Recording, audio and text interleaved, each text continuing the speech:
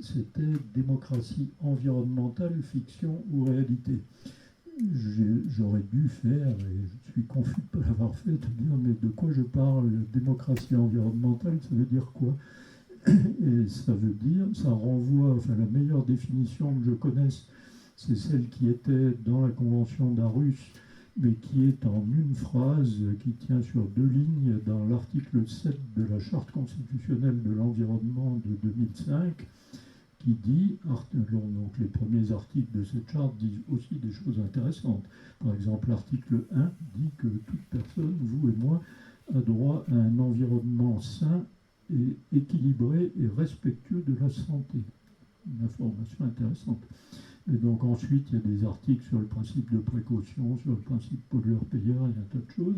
Article 7, toute personne, vous et moi, c'est pas tout citoyen, j'attire votre attention au passage, toute personne, fût-elle sans papier, a le droit d'accéder aux informations détenues par les autorités publiques en matière d'environnement, et de participer à l'élaboration des décisions concernant l'environnement. Qu'est-ce que c'est que la démocratie environnementale? C'est la façon de gérer le mécanisme de prise de décision garantissant que cet article est appliqué. Toute personne peut bénéficier de son droit d'information et de son droit de participation à l'élaboration des décisions. Ça a l'air simple, hein, dit comme ça. Ça n'est pas tant que ça, mais si on essaye, ça va mieux. Merci Gérard pour cette présentation.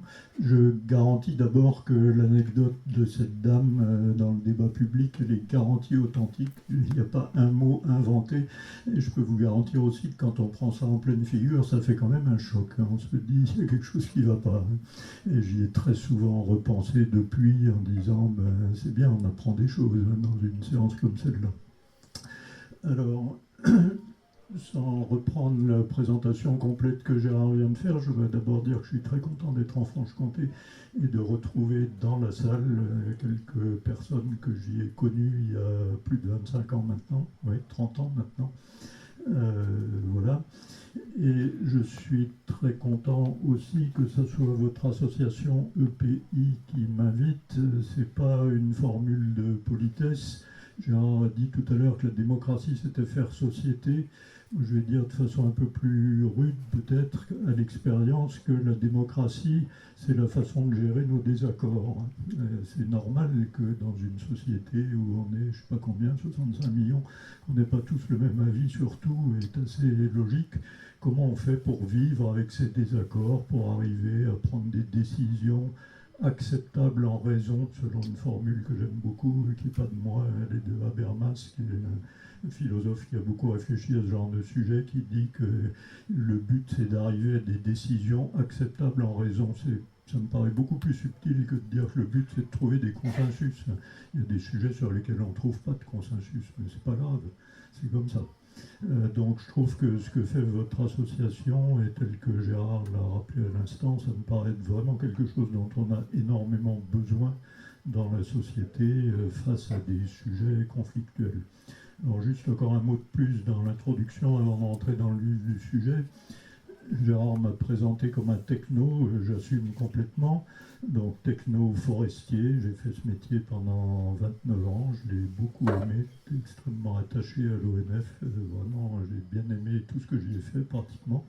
J'en ai été poussé dehors pour être clair en 2002, je l'ai assez mal vécu et en fait j'ai eu tort parce que ce que j'ai fait après était extrêmement intéressant aussi, mais ça m'a appris, je ne reprends pas la description qu'en a faite Gérard, ça m'a appris une chose, c'est que faire de la bonne technique, ben on est très nombreux à essayer de faire ça et puis en général on y arrive, mais c'est encore plus important je crois que cette bonne technique, elle rentre dans des systèmes de décision de la société, j'y reviens, qui permettent de gérer des désaccords. Et ça ne va pas de soi.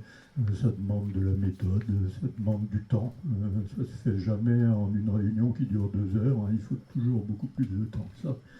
Ça demande de la bonne volonté, il faut que les gens soient disposés à le faire, etc.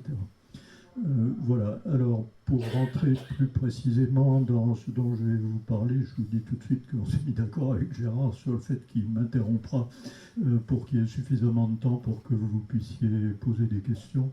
Donc normalement, je vais vous parler pendant à peu près 3/4 d'heure, jusqu'à 7h30. Et puis la suite, ce sera pour les questions et les réponses. Ce dont je vais vous parler, ça c'est mes œuvres complètes, ce petit bouquin, j'en ai jamais écrit d'autres, mais c'est uniquement du retour d'expérience, c'est-à-dire je suis totalement incapable de faire un cours théorique sur qu'est-ce que c'est que la démocratie environnementale. Je ne saurais pas écrire 3 pages sur le sujet. En revanche, dire dans des circonstances telles que celles qu'a cité Gérard, Notre-Dame-des-Landes, quand vous passez 6 mois dans ce chaudron, ben forcément ça vous marque pas mal et ça apprend pas mal de choses. Quand on travaille sur les déchets nucléaires, Gérard en a parlé, mais je continue en ce moment à animer un groupe de travail qui travaille sur le projet de centre de stockage de déchets nucléaires de Bure dans la Meuse. Si ça dit des choses à quelques-uns d'entre vous, c'est aussi un sujet sur lequel on apprend beaucoup de choses, y compris par exemple sur la façon dont les gens locaux vivent la présence des forces de l'ordre en permanence sur des sites comme ça. C'est un truc auquel on ne pense pas quand on n'y a pas été confronté. Mais il faut voir l'effet que ça fait. Ça marque énormément. Voilà. Donc tout ce que je vous dirai pendant les 3/4 d'heure qui viennent, c'est du retour d'expérience, donc principalement sur les 3 exemples, mais je serai inégalement développé sur chacun d'eux. Je vais peut-être parler un peu plus de Notre-Dame-des-Landes parce qu'il y a vraiment beaucoup de choses derrière. Et puis un peu de la politique nucléaire en général, que ce soit avec les déchets ou avec les nouveaux réacteurs. Et puis, je garderai peut-être pour les questions après ce que Gérard a évoqué en disant que c'était plus l'actualité. On sait tous qu'en ce moment, il y a des retours en arrière sur pas mal de sujets environnementaux extrêmement divers.